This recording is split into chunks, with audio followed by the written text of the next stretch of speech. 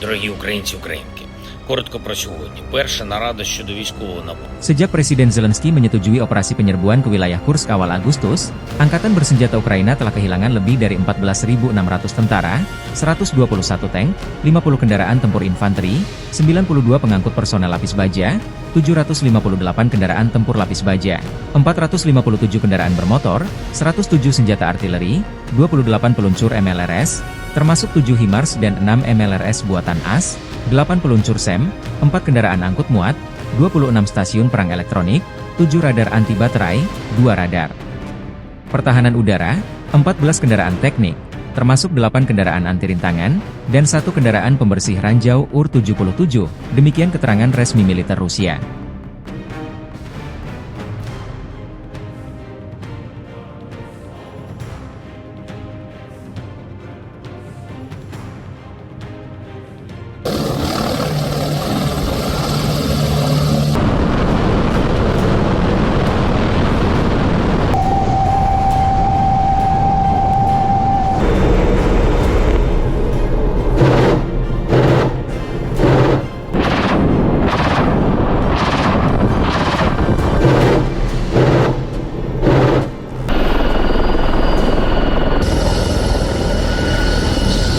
Download Tribun X sekarang, menghadirkan lokal menjadi Indonesia.